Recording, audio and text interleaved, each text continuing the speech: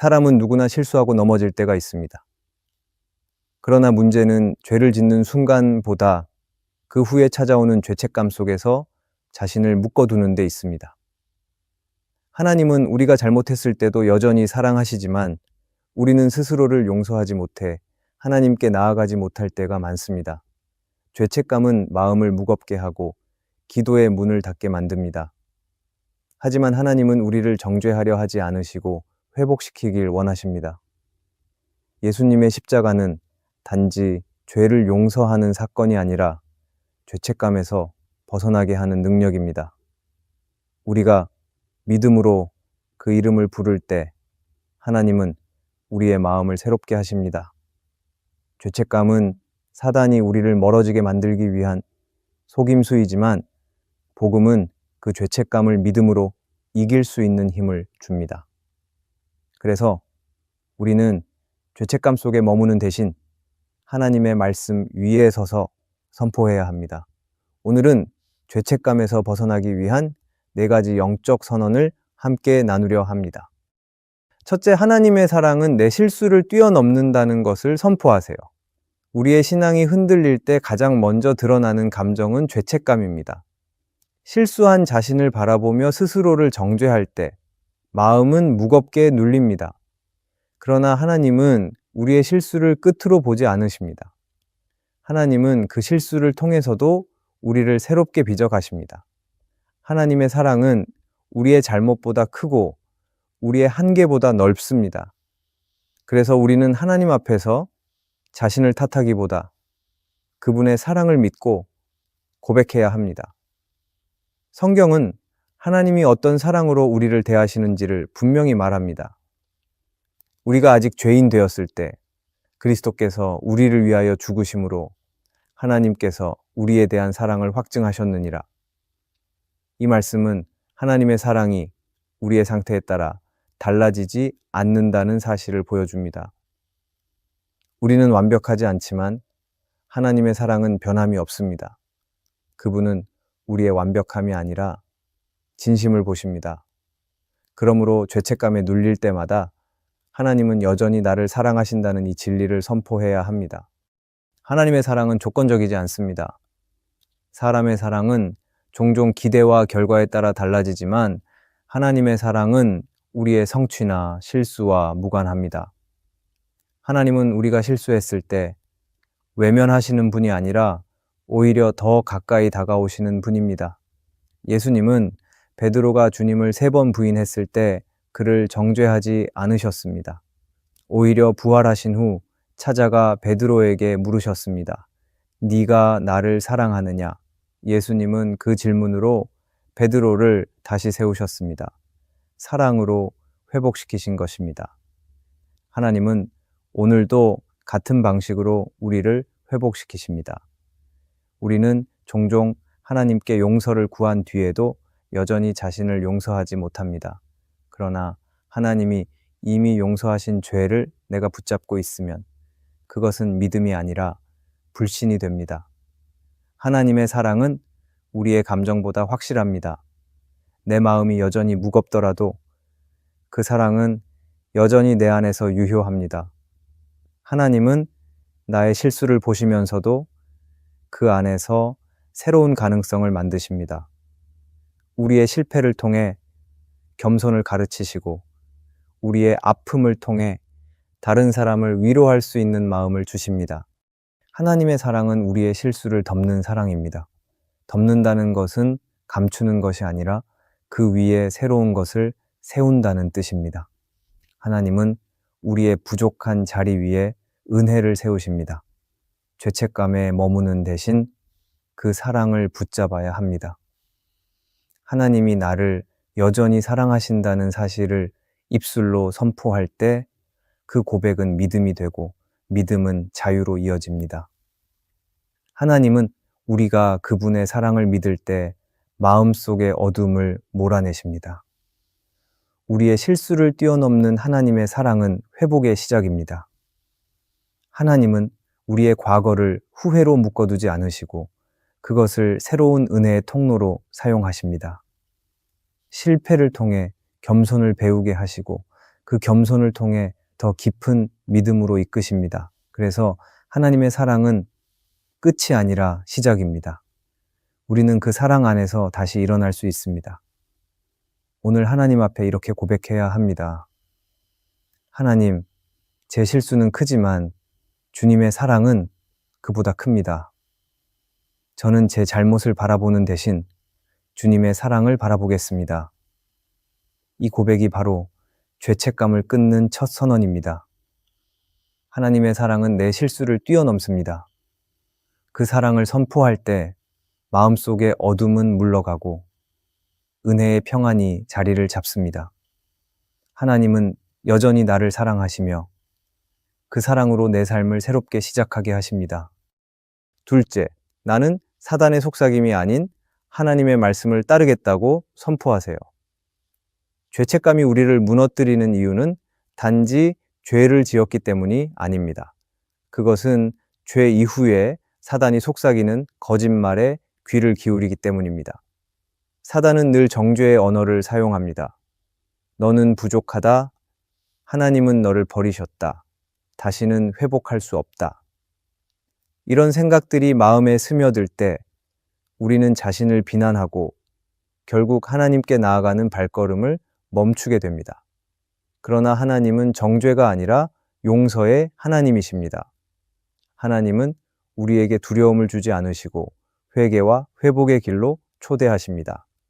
그렇기 때문에 우리는 매일 하나님의 말씀과 사단의 속삭임을 구별할 수 있어야 합니다. 사단은 처음부터 사람의 마음을 흔드는 자였습니다. 에덴 동산에서 하와에게 접근했을 때도 그는 진실을 왜곡했습니다. 하나님이 정말 그렇게 말씀하셨느냐? 하와는 그 질문 하나로 하나님에 대한 믿음이 흔들렸습니다. 오늘날에도 사단은 같은 방식으로 속삭입니다. 하나님이 너를 정말 용서하실까? 네가 한 일이 너무 큰 죄라면 이제는 끝난 것 아닐까? 그러나 하나님의 말씀은 이렇게 선언합니다. 그리스도 예수 안에 있는 자에게는 결코 정죄함이 없나니. 이 말씀은 단호하고 분명합니다. 사단의 속삭임이 아무리 그럴듯해도 하나님의 말씀은 언제나 그보다 강하고 확실합니다. 하나님의 말씀은 정죄가 아니라 회복을 향하게 합니다. 하나님은 우리의 죄를 드러내실 때 부끄럽게 하려는 것이 아니라 다시 세우기 위해서 말씀하십니다. 죄책감은 우리를 묶지만 하나님의 말씀은 우리를 자유롭게 합니다. 그러므로 죄의 유혹보다 더 중요한 것은 그 유혹 이후에 어떤 소리를 듣는가입니다. 사단의 속삭임은 과거를 붙잡게 하지만 하나님의 말씀은 미래를 열어줍니다. 우리는 어떤 말을 들을 것인가를 선택할 수 있습니다. 그 선택이 곧 믿음의 방향을 결정합니다. 예수님께서 광야에서 시험을 받으셨을 때 사단은 그분의 상황을 이용해 속삭였습니다. 네가 하나님의 아들이거든 돌로 떡이 되게 하라. 그러나 예수님은 말씀으로 응답하셨습니다. 사람이 떡으로만 살 것이 아니요 하나님의 입으로부터 나오는 모든 말씀으로 살 것이라.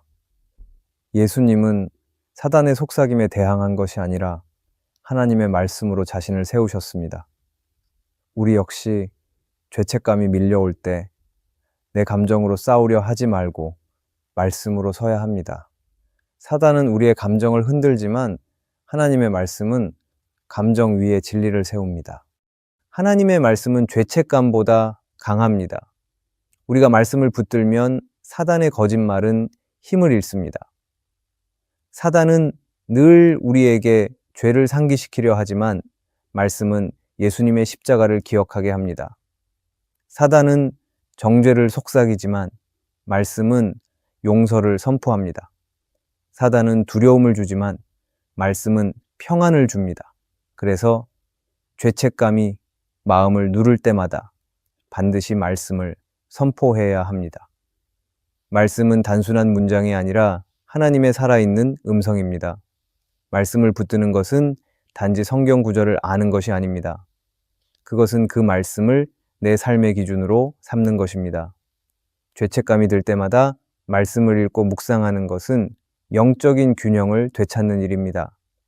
하나님은 말씀을 통해 우리의 마음을 새롭게 하시고 사단의 속삭임을 끊어내십니다.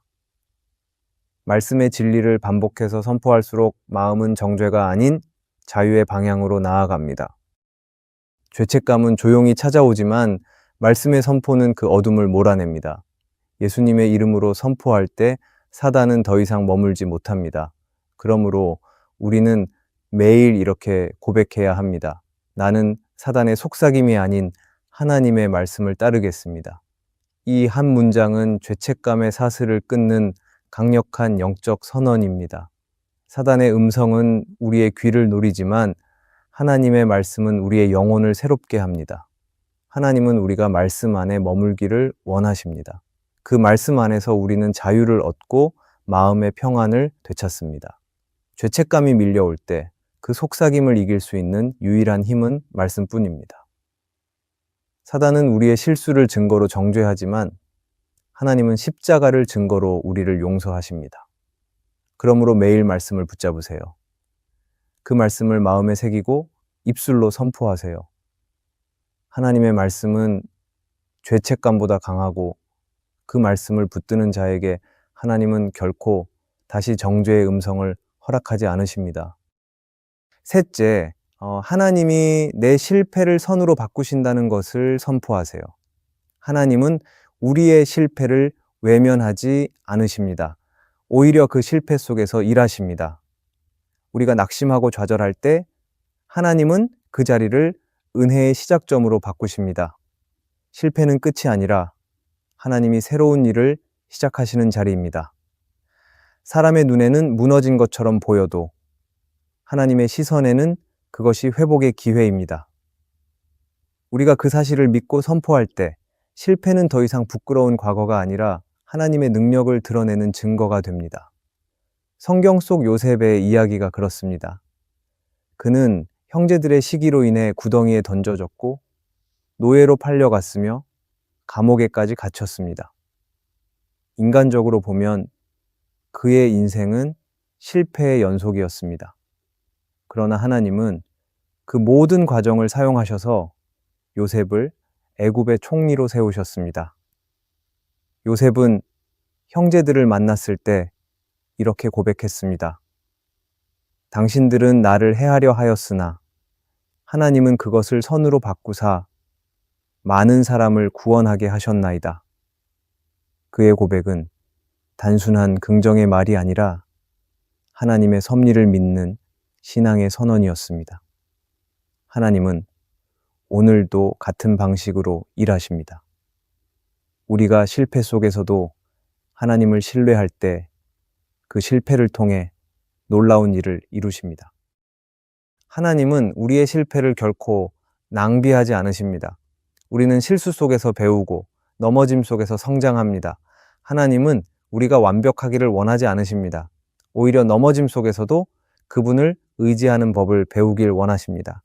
실패는 우리의 부족함을 드러내지만 동시에 하나님의 신실함을 경험하게 합니다. 하나님이 내 실패를 선으로 바꾸신다는 고백은 나의 시선이 과거의 상처에서 하나님의 계획으로 옮겨가는 순간입니다. 많은 사람이 실패를 수치로 생각하고 그것을 감추려 합니다. 그러나 하나님은 그 실패를 사용해 우리를 빚어 가십니다.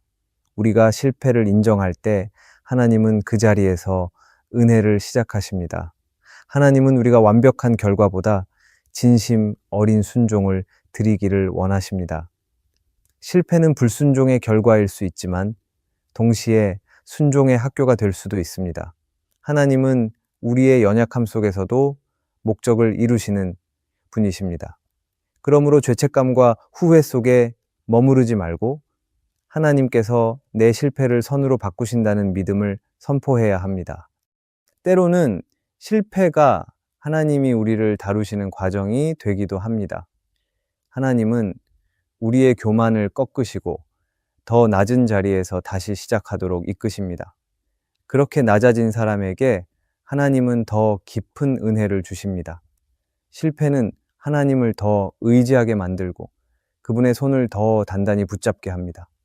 우리가 실패 속에서도 하나님을 바라보면 하나님은 그 자리에 축복의 씨앗을 심으십니다.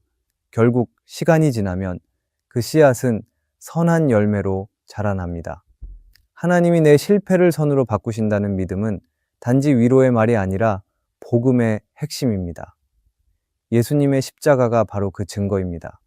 사람들은 십자가를 실패로 보았지만 하나님은 그것을 구원의 길로 바꾸셨습니다. 예수님이 죽으심으로 인류가 살았고 절망은 소망으로 변했습니다. 우리가 예수님 안에 있다면 하나님은 우리의 삶에서도 같은 일을 하실 수 있습니다. 하나님은 실패를 수치로 남기지 않으시고 새로운 은혜의 통로로 바꾸십니다. 우리의 삶에도 요셉과 같은 고백이 필요합니다. 내가 당한 어려움이 하나님의 손에 있을 때 그것은 더 이상 실패가 아닙니다. 오히려 하나님이 일하시는 현장이 됩니다. 하나님은 우리의 눈에 보이지 않는 곳에서 늘 선을 이루고 계십니다. 그러므로 오늘 우리는 이렇게 고백해야 합니다. 하나님, 제 실패를 주의 손에 맡깁니다. 제가 이해할 수 없지만 주님은 선으로 바꾸실 줄 믿습니다. 하나님은 우리의 과거를 새롭게 만드시는 분입니다. 죄책감이 우리를 묶으려 할 때마다 하나님은 그 사슬을 끊고 자유를 주십니다. 실패의 흔적을 두려워하지 마세요. 하나님은 그 흔적 위에 은혜의 빛을 비추십니다. 우리가 믿음으로 선포할 때 하나님은 과거의 상처를 치유의 이야기로 바꾸시고 눈물의 자리를 감사의 자리로 만드십니다. 그러므로 오늘도 담대히 선포해야 합니다. 하나님이 내 실패를 선으로 바꾸신다. 그 고백이 바로 회복의 시작이며 죄책감을 이기는 믿음의 선언입니다. 넷째, 예수님 안에서 나는 자유하다고 선포하세요. 죄책감은 우리를 묶는 가장 무서운 사슬입니다. 죄는 이미 용서받았는데도 마음속에서는 여전히 자유롭지 못한 느낌이 남아있을 때가 많습니다. 그러나 예수님은 단지 우리의 죄를 사하신 것에 그치지 않고 죄의 무게에서 우리를 완전히 해방시키셨습니다. 그분의 십자가는 단순히 용서를 주는 사건이 아니라 자유를 선포하는 선언이었습니다. 우리가 예수님 안에 있다는 것은 더 이상 정죄 아래 있지 않다는 뜻입니다. 이 사실을 마음으로 믿고 입술로 선포할 때 죄책감의 권세는 무너집니다. 사도 바울은 로마서에서 분명하게 말했습니다. 그리스도 예수 안에 있는 자에게는 결코 정죄함이 없나니. 이 말씀은 단지 위로의 문장이 아니라 하나님이 우리에게 주신 법적 선언입니다. 죄의 값은 이미 치러졌고 예수님은 십자가에서 그 대가를 완벽하게 감당하셨습니다. 우리는 여전히 부족하고 실수를 하지만 하나님의 눈에는 이미 의롭다 여김을 받은 자로 서 있습니다. 죄책감은 우리가 스스로를 정죄할 때 생기지만 예수님은 그 정죄의 권한을 십자가에서 끝내셨습니다. 그러므로 믿음으로 이렇게 고백해야 합니다. 예수님 안에서 나는 자유하다.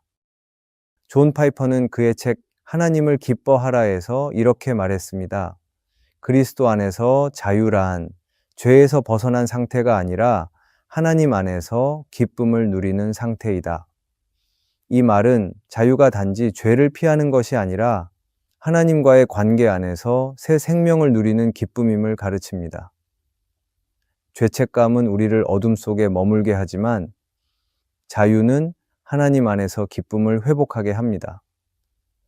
하나님은 단지 우리를 용서하셨을 뿐 아니라 다시 그분과 함께 걷는 기쁨을 회복시키셨습니다. 자유는 하나님이 주시는 은혜의 결과입니다. 그러나 우리는 여전히 과거의 실수와 후회 속에 묶여 살아갈 때가 많습니다. 그 이유는 스스로를 용서하지 못하기 때문입니다. 하나님이 이미 용서하신 죄를 내가 붙잡고 있는 것은 결국 하나님보다 내 판단을 더 신뢰하는 것입니다. 하지만 하나님이 우리를 용서하셨다면 그분의 용서는 완전합니다. 하나님이 자유케 하신 자를 다시 묶을 권세는 그 누구에게도 없습니다. 그러므로 죄책감이 밀려올 때마다 예수님의 이름으로 선포해야 합니다. 나는 예수님 안에서 자유하다. 예수님 안에서의 자유는 단지 감정의 해방이 아니라 새로운 정체성의 회복입니다. 우리는 더 이상 죄의 종이 아니라 하나님의 자녀입니다. 사단은 여전히 우리의 과거를 들추며 정죄하려 하지만 하나님은 우리의 미래를 말씀하십니다. 예수님의 피로 씻긴 사람은 더 이상 죄의 속박 아래 있지 않습니다. 그분의 은혜 안에 머무는 사람은 어떤 상황에서도 자유를 누릴 수 있습니다. 자유는 상황의 변화가 아니라 마음의 변화에서 시작됩니다. 예수님이 십자가에서 하신 말씀은 다 이루었다는 자유의 선언이었습니다. 그분은 우리의 죄를 사하실 뿐 아니라 죄의 세력을 끊어내셨습니다. 우리가 이 사실을 믿을 때 죄책감은 더 이상 우리를 지배할 수 없습니다. 하나님은 우리를 정죄하지 않으시고 오히려 다시 일어설 힘을 주십니다. 그러므로 예수님 안에서 자유를 선포하는 것은 단지 위로의 말이 아니라 믿음의 결단입니다. 자유를 선포할 때 마음은 다시 숨을 쉽니다. 더 이상 자신을 탓하지 않고 하나님께 맡길 수 있는 평안이 생깁니다. 자유는 완벽한 삶에서 오는 것이 아니라 하나님을 신뢰하는 마음에서 옵니다. 하나님이 주신 자유는 어떤 죄보다 크고 어떤 상처보다 깊습니다.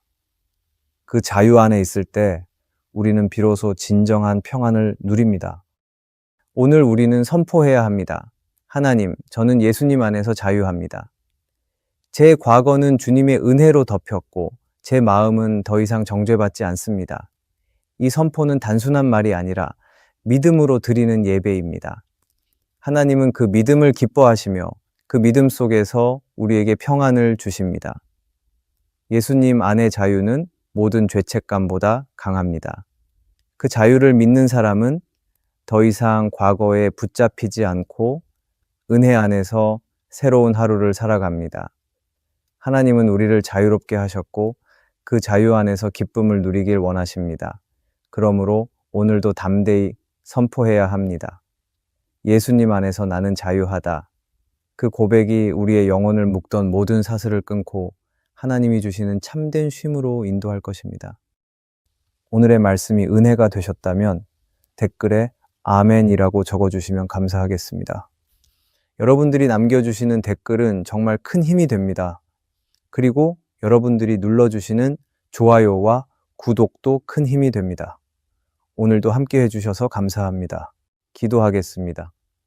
하나님, 제 마음을 얽매던 죄책감의 사슬을 끊어 주옵소서. 예수님의 십자가로 제 영혼을 새롭게 하시고 자유의 기쁨을 회복하게 하소서. 오늘 다시 하나님의 사랑을 믿고 담대히 일어서게 하소서. 과거의 실수에 머물지 않고 주의 은혜 안에서 새로운 하루를 살게 하옵소서. 예수님의 이름으로 기도합니다. 아멘.